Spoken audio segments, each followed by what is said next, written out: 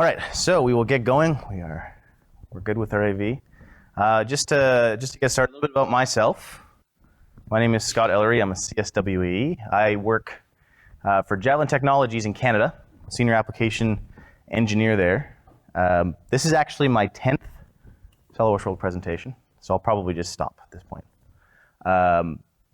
And an overall SOLIDWORKS addict, pretty much. I love everything SOLIDWORKS. Including Manage. So I've been working on Manage since it came out, pretty much in beta. Up in Canada, we've got about 3 implementations we're doing right now, and learning some great stuff. It's a pretty incredible program. So just a little bit about Javelin and who I work for. We're kind of cross-country. We just passed 100 employees this year. So we are Canada's largest VAR, and we're coast to coast. So we are implementing Manage from, this might mean stuff to you guys, it might not, but from Halifax right through to Vancouver. Okay.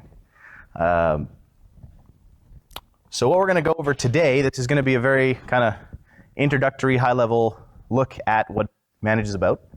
We're going to go over the basics. So what are the different pillars of Manage? We're going to go look into some projects and project management stuff. BOM management, which is a lot of fun, very, very powerful in SOLIDWORKS Manage. We're going to go over some process control, and finally, sharing our data. Okay, whether we're sharing it externally, whether we're sharing it internally with different departments, sometimes different departments that like Macintoshes, and how we can achieve that. So just before we start, quick show of hands, who here is using PDM? Love it. Great. So Manage is, it's an extension of PDM. Okay? Now if you don't have PDM, it doesn't mean that you can't have Manage. And that's been a really great part of actually implementing this, is that we've done it at clients where they have no data management. We've done it at clients where they have PDM, and we've had to, we've been able to see the two different sides, and in both cases, Manage has gone in very smoothly, and it's been pretty groundbreaking for everybody that's put it in so far. So the basics of Manage. Okay. Generally, we have our data, and a lot of us have a lot of data, and then we have our data complexity. So PDM has been very, very good at taming our data, right? Eliminating our risk, giving us revision control, giving us that automated workflow. But there are things beyond that, that we need a little bit of help. Things with our advanced processes, getting full visibility over everything throughout our company, right? And extending some of the bill of materials capabilities. Maybe being able to start our projects in a different way, tracking where our project is. And that's really where Manage comes in. Okay? Starting with the BOM management. Manage is going to allow us to start from our bill of materials. Right? We don't necessarily want to design and model all of our assemblies and then start our bill of materials. We may have different variants because we sell in different locations. And Manage, fully integrated with PDM. Okay? You're going to see as I go through this, you're going to see those little green folders. You're going to have direct access to all of that. Okay? And it ties in very tightly. We'll get over that, or we'll go over that in a little bit. Process control. Okay? This is similar to workflow, where you're doing some automation and you're doing some staging and stuff like that. But it is pretty powerful. And the big thing here is that it's going to give full visibility to everybody. With a workflow, the admin makes the workflow, it goes in the background. Generally, you don't see it too often, right? It's the magic thing that makes everything work beautifully. Here, you're going to see what stage you're at, who's responsible for that stage, what you did in that stage, what decisions did you make throughout the process, and you don't need a file for this, right? With the workflow, you need to drop something in before you can start using it. Project management, so being able to see where we're at, do full Gantt charting within your project, have Manage automatically update where you're at in your project, assign tasks, assign resources, see who's assigned what at any time. This is very, very nice if you're a project manager. And even if you're not, to be able to see how many hours you put into something, where you're at.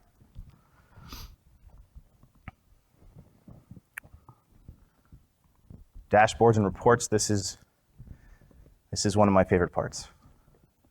The report creator in Manage is insanely powerful. What I've found so far, and maybe I'll run into something someday, but I haven't yet. If the data exists, you can report on it, and you can report on it in a number of different ways. And it's very graphical, it's very robust in what it can do.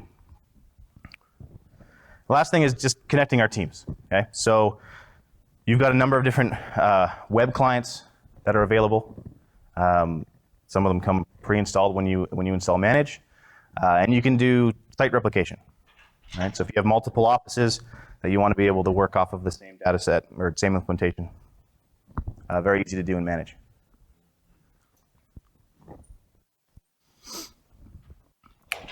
So that's just kind of a very high-level overview of the basics on what you can do with Manage. So let's actually dive in, see what it's all about.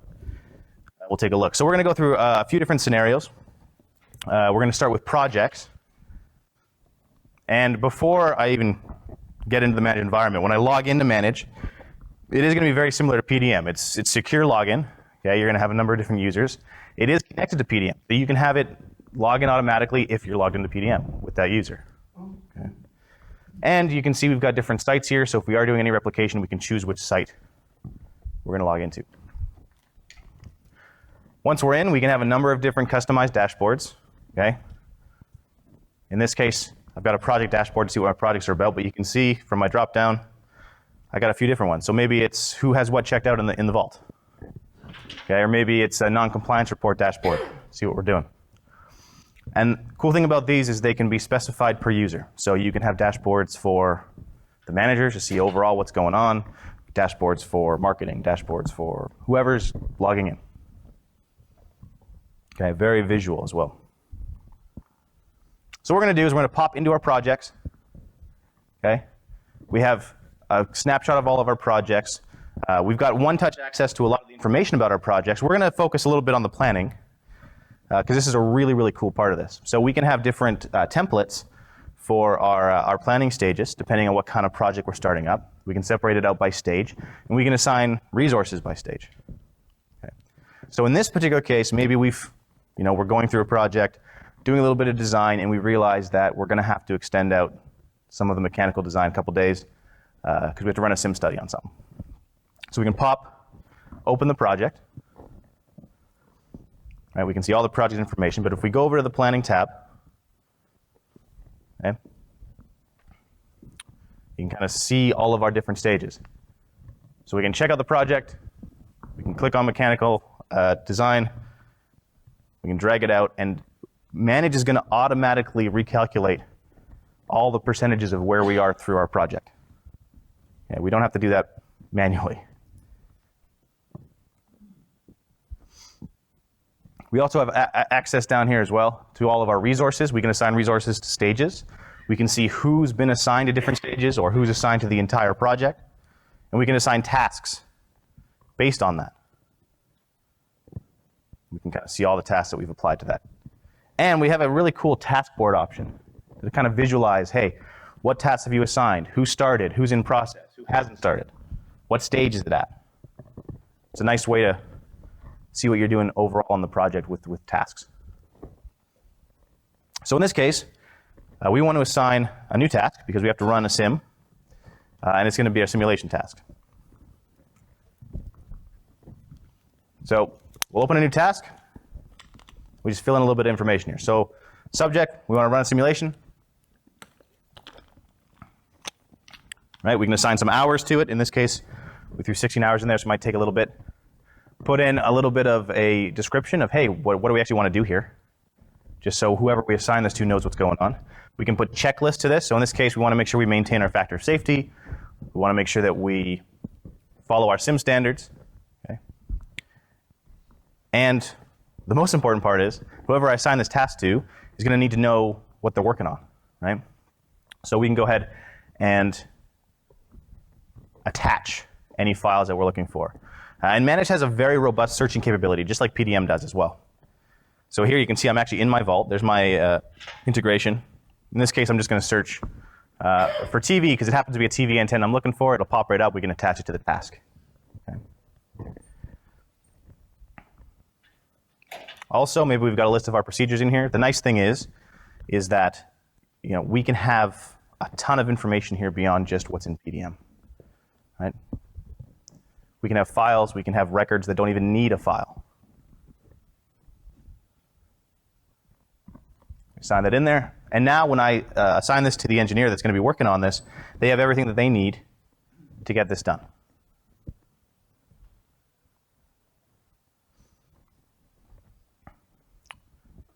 So I'm the engineer. I'm assigned a task. I want to start working on it. I can create timesheets to log time against these tasks. Okay? When I go to create a timesheet, I'm only going to be able to create one for projects I'm actually assigned to. So if I'm not assigned to the project, it's not going to show up. Okay? In this case, it's right at the top there. And you can see even the stages. I'm only, as a designer, attached to the mechanical design stage. I can't actually post time against anything else. So in this case, maybe I did a little bit, I'll be all right, a little bit of work on Monday. And I can also specify what task I put those hours against as well. So this is going to give you a lot of visibility into what's going on in your project. It's going to keep everything up to date in real time as well.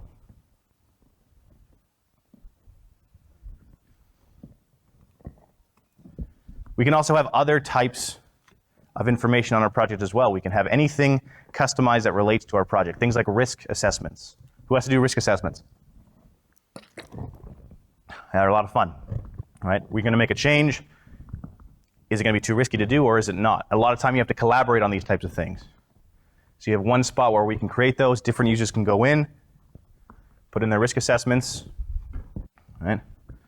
Any issues, we can track whatever we need to. This is really where you can make projects your own as well.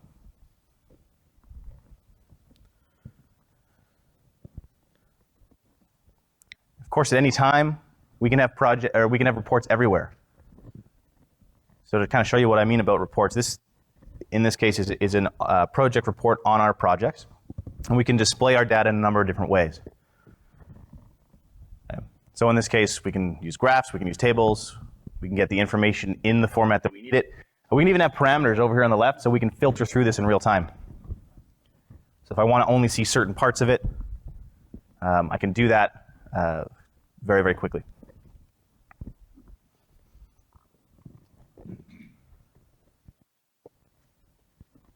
In this case, we'll turn tasks off, regenerate the report. Very quick to filter through that.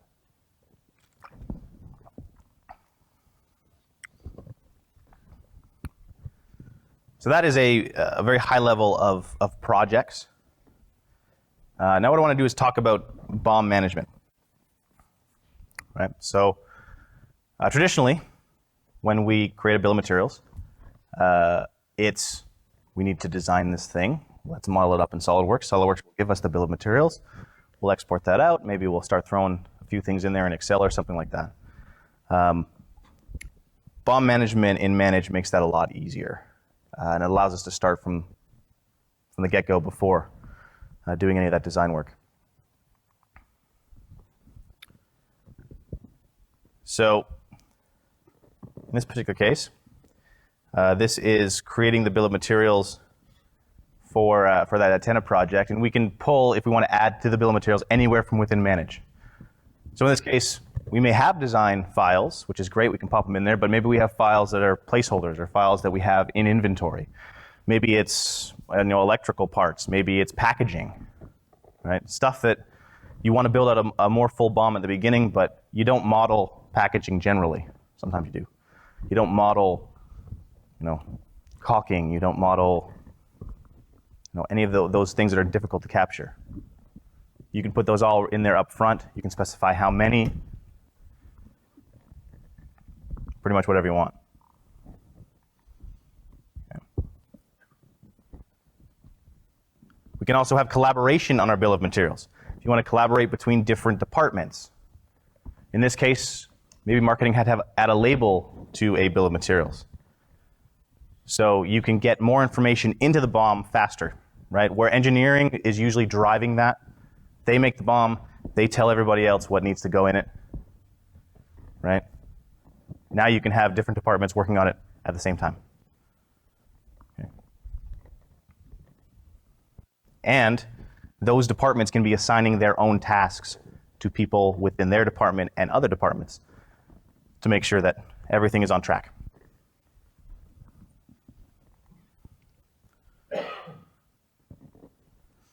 Okay. We can also have BOM variants. So we can have different versions of bill of materials on the same project or the same record or the same process. And this is really great for different regions. In Canada, we speak English and French. Generally, we have to make different instructions for both. Or maybe you're in North America and you're selling to Europe or Africa, you may need different variants of the same bill of materials. This is also really great for E-BOMs and M-BOMs, right? This is how we make it, or this is how we design it, but this is how we want them to put it together. You may want to have different versions of those bill of materials, and variants are fantastic for that.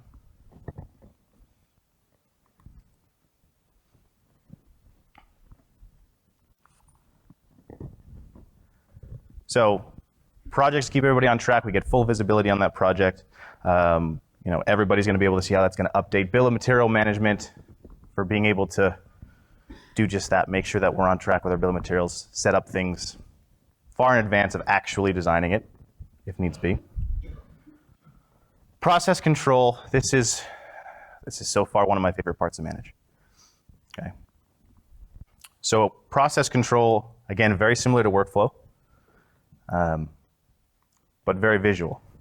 So in this case, the scenario here is maybe we have to do an ECR. This is probably the most common process that we come across. Okay? And from my ECR dashboard, I can go through and interrogate a little bit. Right? I can have different filters, very intuitive. I can click, it can filter what I want to see. Okay? In this case, I can see different stages, different technical feasibilities depending on what ECRs have been submitted. Right? The nice thing about these dashboards as well is that they're very easy to filter. Right? You can set them up so that it's very easy to get to the information you need to see very quickly. Right? In this case, maybe I want to filter by date of closed ECRs. I only want to show a very small subset. Okay? And my dashboards are going to update in real time. These are insanely powerful and insanely cool. This is stuff I've been to companies where they're printing these out every day. Someone has a job of making dashboards. We can even see, what part of the country, in this case the US, what part of the country did these come from? Where am I having most of my engineering change issues?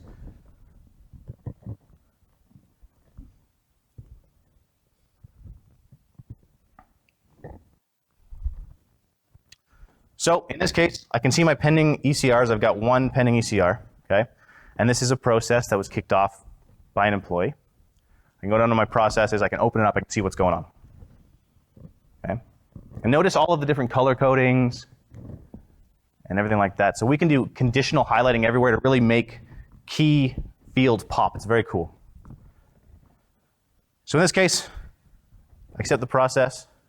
I can take a look at what's already been entered on our request.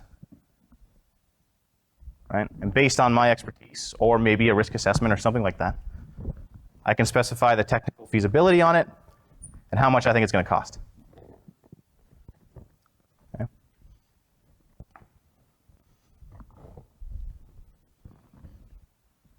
And once I'm done, I can send it through to the next stage. I'll show you what that looks like in just a second.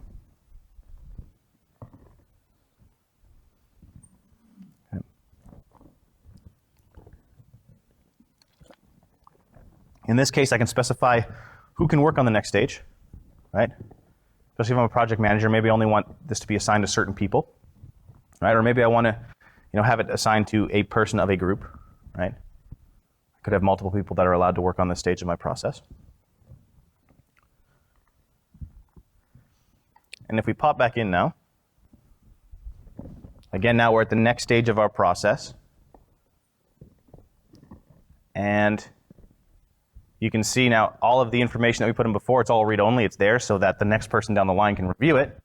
They have links to who did it, different parts of the process. Then they can make a decision from there. And this gets approved. And all of these decisions that we're making can go to different spots in our process, right? So if things approved, it can move over here. If it's rejected, it can go back here. We can specify those decisions. So we'll go ahead and move to the next stage, and then I'll show you what the actual process looks like.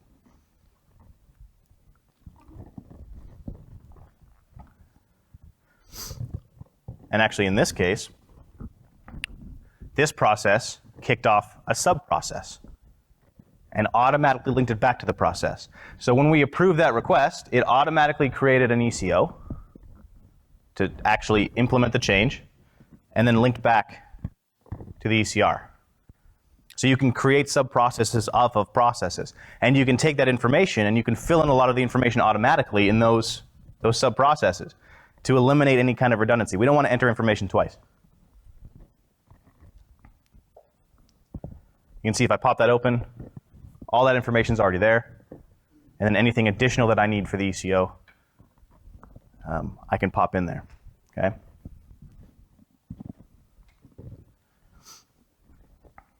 So if I accept the ECO, I have to put in some information. Sometimes I get into situations where, okay, I got to make it a standard ECO or an express. What the heck do those mean? Right? So if I go into my process information, I can see the actual visual process. I can see where we are, where we've come from, what stage we're at, who approved what. Everything is very visual. Okay? And everyone that has access to this stage is going to be able to see this. We also have stage notes so that you know exactly how you're supposed to be filling this out. If you have any questions, you pop it open.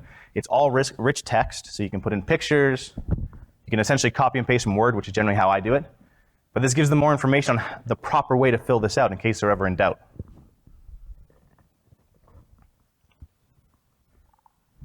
So that we can complete this correctly.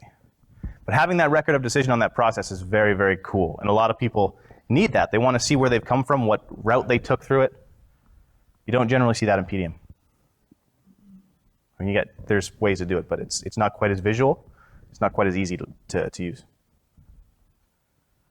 So in this case, we'll fill out all the details on this process, and we'll send it through. And you can see as we put in some of these fields, actually I can't remember if I put a conditional format on there or not, but as we put these in, we could make these different colors depending on what value they set, just to make sure that they're setting the correct values. Who are we going to assign to this? And then we can attach files to this process. Right? If we need any accompanying files to follow this around, just like with the tasks, we assign those files. Okay? And we have control over where we take these files from. So right now, I said PDM only, but we could pull from multiple different spots in our vault. But we have control over that, right? It could be depending on who is adding to these different stages.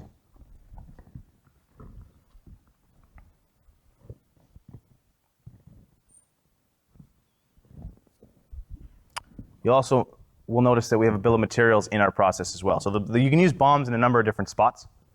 Okay.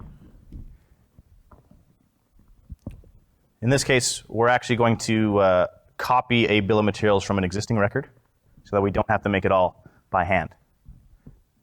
Okay. So if you know you've got something that has an existing bill of materials already, you can just copy it over. You don't have to go and rebuild everything within the bill of materials. Okay. So you can use BOMs in process. You can use them in records. You can use them in projects. They're very, very handy. Right? So that would have taken quite some time to put together by hand. Right? But we can just copy it over in a couple clicks.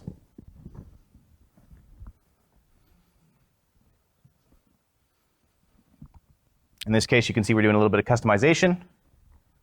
So under our custom markup column here, you can actually specify different values. This one's going to be removed, it looks like. And again, using that conditional highlight, we make that very obvious.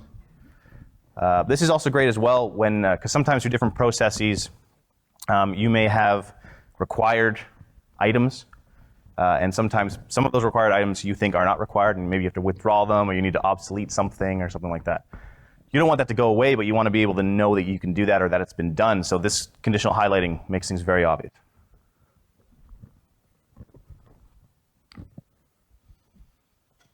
See here, we're going to add that new item to replace the old one. And of course, you can report on all of this as well. So there, we're finishing our engineering change. We're taking out the old one, putting in the new one.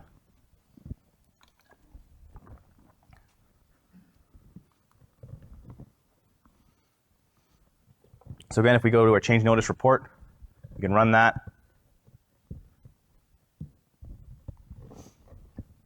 And we can see our results. Right? And again, the robustness of the reporting engine in here, everything runs on DevExpress, which is very similar that I've found to Crystal Reports, if you ever used that before. The nice thing about this is that if you do start building reports and you ever get into a snag, the forums on DevExpress are incredible. There is nothing that I cannot find in there. So pretty straightforward to put these things together, and they're very robust. You can report literally on anything, and you can show your data pretty much any way you need to. Okay.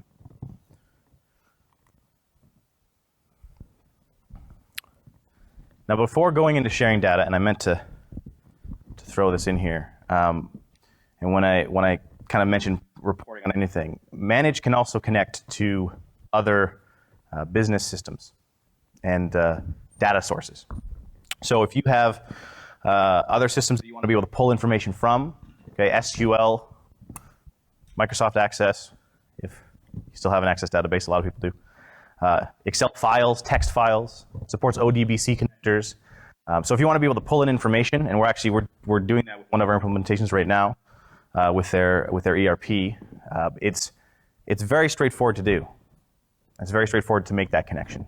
And of course, we can get outputs out of Manage. Those systems can read in information as well.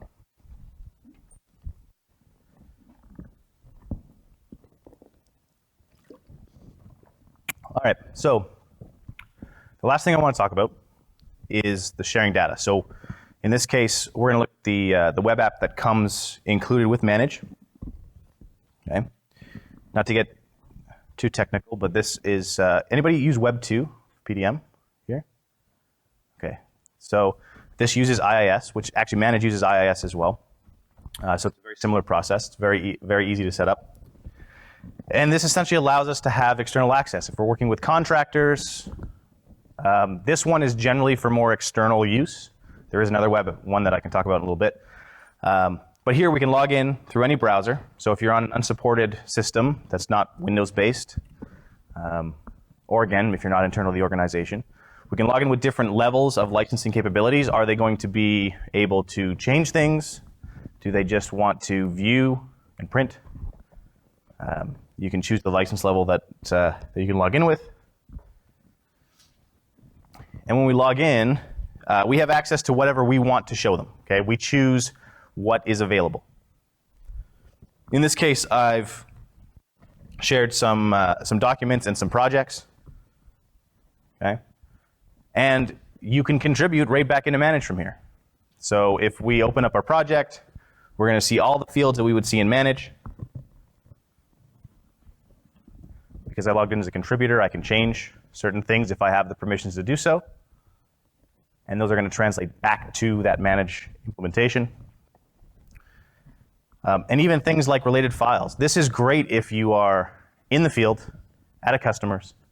You want to be able to add to this project without physically being in the office, because people can start working on it right away. And you can see everything that's currently attached to it. Same thing with those custom, those risk reports. If you want to see different stages of what's going on, you can see, hey, who's the approved vendors on this project? Because maybe I'm working with someone, I want to make sure they're approved before I run in or something like that. The nice thing about this is you have access to it from anywhere. And of course, you have access to all your reporting capabilities as well. So you want to run a report in here, it'll pop open. and you get that full reporting capability within the client. And there is another client. It's called the Plenary client. I think. Sorry, Kurt. I know. I don't want to say anything about it. I'm getting used to it. But it is more for internal use. So it's a web client, but it's going to have it is in beta right now, but it has the same interface as the actual thick client for Manage, for anyone internally that may be running an unsupported or just want to be web-based as well. And that one is available through implementation if you want to try that out for beta, but I think it will be beta probably until next year-ish. No, it'll definitely be included in the 2020 release inside the installer. Looking at an SP2 or an SP3 release, but through on the VRC where you can supply it as a Okay, cool.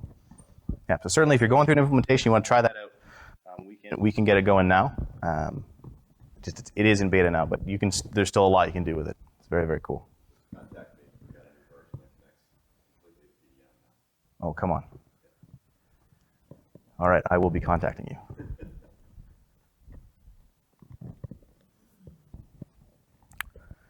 Okay, so that is a very high-level overview of what Manage is all about.